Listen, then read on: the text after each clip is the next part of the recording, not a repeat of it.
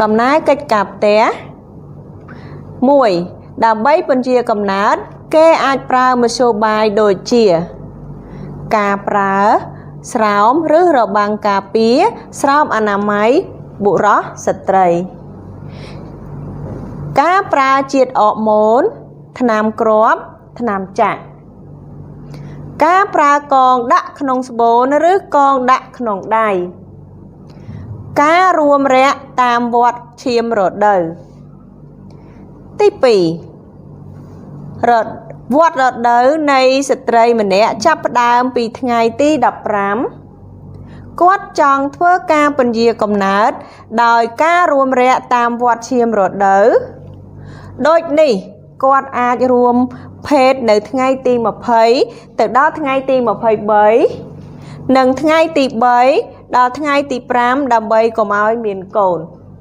chà ta con từng ngọc ní bàn thưa trầm trờ đôi địa cừu đài rồi té con chà person chỉ bàn trầm trớ xong con từng ngọc ní thích con á chà thích chà ba mình toàn bàn trầm trờ té xong con từng ngọc ní thưa cầm này cái cà tè làng vinh chà ở con từng ngọc ní bàn thưa cầm này cái cà tè chỉ mùi địa cừu hái địa cừu xôm xua rầm lực mê riền thà con từng ngọc ní bàn nơi chăm mê riền đài địa cừu bằng riền đài rồi té nè con chà lấy này cụ xâm xua thà ta ngay môn này cừu bằng riêng mê riêng bị chia sát mê riêng ấy đấy con chá lõ trâm trời cứ ca pía của mọi miền cô chà chắc đầm bay của mọi miền cô ta khi trời vừa đêm đánh đấy con chá trâm trời cứ ca bồn dìa com nát vừa ca bồn dìa com nát chà đôi đất để hai thà ca bồn dìa com nát con chá đại hai thà cà bồn dìa cầm nát cứ chỉ cà sầm rạch chất mình toàn trong bàn cốt không nông về liềm mùi chà đầm bay ở cá miên pì cá miên tây pua từ muôi từ cá miên tây pua mùi tiết miên cùng liệt dạng tách bấy chân nam chá trầm trời con lọ men chà lấy này cụ xôm xua bần to từ tiệt thà tá cà bồn dìa cầm nát đào phò bờ chợ như vậy khá đái con chá lọ trầm trời ca bồn dìa cầm nát đào phò bờ chợ đôi chía bà đài đừng có miên sọc hiếp lọ chà mà đái ở bốc chà miên về lìa chá ởក្នុងការថែទាំកូនចាmà đái miên sọc hiệp rừng mòm làng vinh chà haiគ្រួសារដែលមានកូនតិចចាមានភាគច្រើនមានសុខភាពល្អហើយកូនបានរៀននៅថ្នាក់ដល់ថ្នាក់ខ្ពស់កូនណាចាមួយទៀតគឺកូនមិនមានចំនួនរវាងបងប្អូនមិនសូវមានចំនួនរវាងបងប្អូនចាត្រឹមត្រូវឥឡូវនេះអ្នកគ្រូសូមសួរមួយសំណួរទៀតណាថាតើដើម្បីពន្យាកំណើតតើគាត់ត្រូវទៅរកសេវាពន្យាកំណើតនៅឯណាដែរគាត់ចាទៅណាដែរគាត់ចាល្អគឺត្រូវទៅរកការពន្យាកំណើតនៅក្នុងសហគមន៍ចានៅមណ្ឌលសុខភាពនៅមន្ទីរពេទ្យបងឯងចាត្រឹមត្រូវចាអញ្ចឹងអ្នកគ្រូសូមសួរបន្តទៅទៀតថាតើមធ្យោបាយពន្យាកំណើតតើម្ដាយឬក៏មេដាគាត់មានវិធីអីខ្លះនៅក្នុងការពន្យាកំណើតគាត់ចាមើលកូនឆ្លើយទាំងអស់គ្នាមើលចាត្រឹមត្រូវគឺនៅក្នុងការមធ្យោបាយនៃការពន្យាកំណើតមានដូចជាប្រើថ្នាំលេបចាឬក៏ថ្នាំចាក់ចាឬក៏ស្រោមអនាម័យកងដាក់នៅក្នុងស្បូនចាកងដាក់នៅក្នុងដៃចាហើយមួយទៀតគឺចងដៃស្បូនចាចំពោះបុរសវិញគឺចងបំពង់មេជីវិតចាពិតជាត្រឹមត្រូវនៅចម្លើយរបស់កូនទាំងអស់គ្នាណាឥឡូវនេះអ្នកគ្រូមានរូបភាពមួយមកបង្ហាញកូនទាំងអស់គ្នាចាកូនទាំងអស់គ្នាមើលថាតើកូនឃើញរូបភាពអីនេះចារូបភាពម្ដាយរូបភាពឪពុកនិងរូបភាពកូនឥឡូវកូនមើលមុខមាត់គាត់យ៉ាងម៉េចដែរគាត់ចាគឺគាត់មើលទៅរីករាយមែនទេចារីករាយអញ្ចឹងបានន័យថាគាត់មានសុខភាពល្អ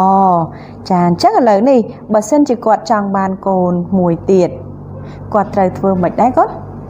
ចាគឺគាត់ត្រូវធ្វើការបន្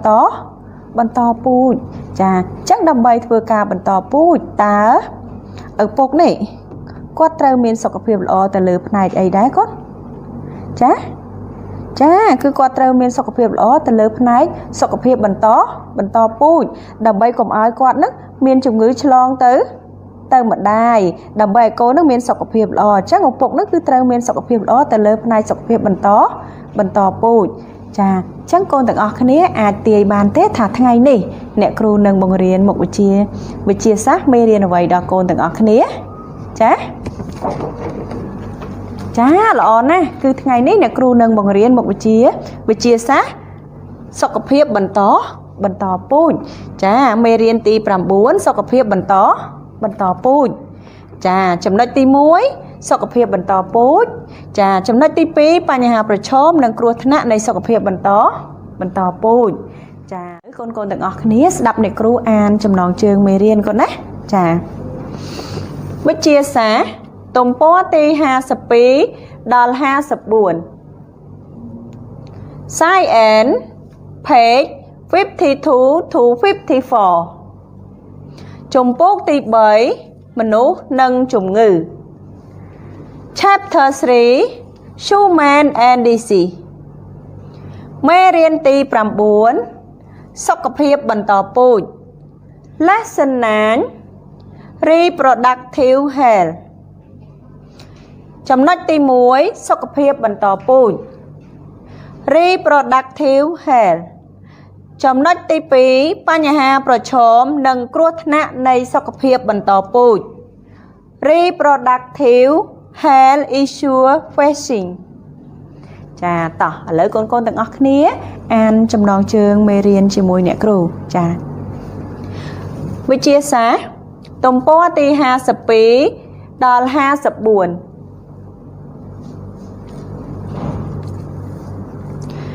Science page 52 to 54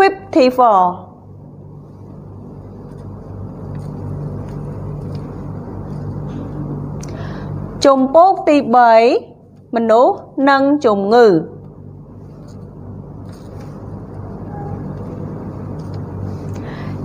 Chapter 3 Human and Disease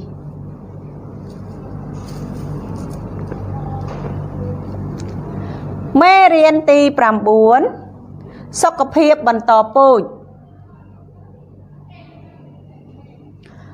Lesson 9 Reproductive Health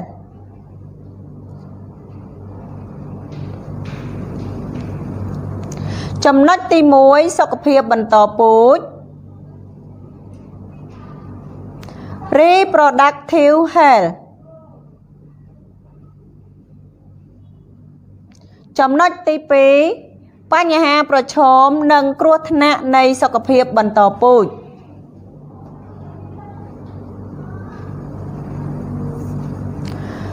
Reproductive Health Issue Facing